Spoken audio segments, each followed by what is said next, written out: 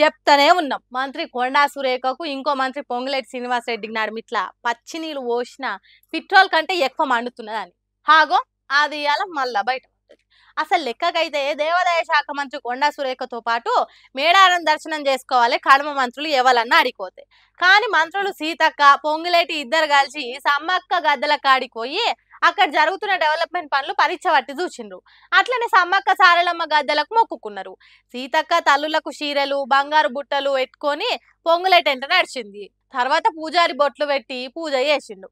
అంత మంచిగానే ఉన్నది కానీ దేవాదాయ శాఖ మంత్రిని కాదని వీళ్ళు పోయి అక్కడ పనులను పరిశీలించుడేంటి అంటే పొంగులేటికి కొండా సురేఖకు వసుకుతలేదు అనేది నిజమే కదా. మేడారం డెవలప్మెంట్ టెండర్లు పొంగులేటి దక్కించుకొని కొండా సురేఖ కోపం తెప్పించి పంచాయతీ మోపు చేసింది అన్నట్టే కదా. అందుకే కావచ్చు నువ్వెంత అంటే నువ్వెంత అన్నట్టు చేస్తున్నారు మంత్రులు. మంత్రి పొంగులేటి కొండా సురేఖను లెక్క చేయకుండా మేడారం వచ్చిండు. నువ్వు ఎంత ఎత్తెగిరినా ఆఖరికి దేవాదాయ శాఖ మంత్రినైనా నా దగ్గరకు వస్తావన్నట్టు కొండా సురేఖ ఓకుంటున్నది కావచ్చు. ఈ లొల్లి చూస్తుంటే లోపల లోపల కోపాలు బాగానే ఉన్నట్టు కొడుతున్నది.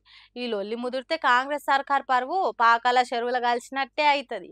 కాబట్టి ఇప్పటికైనా లొల్లిలు మధ్యవర్తులు ఎవరైనా తేల్చాలి, లేకుంటే కాంగ్రెస్ సర్కార్ ఇజ్జతు పోవుడు ఖాయమని అంటారు. మరి చూడాలి ఈ పంచది ఎంత దూరం పోతుందో, రువ్వడిగా పోతుందో, నడుమిట్లేమన్నా టక్కర్ అవుతుందో, లేకుంటే స్పీడ్ బ్రేకర్లు పడి శాంతించుతారు.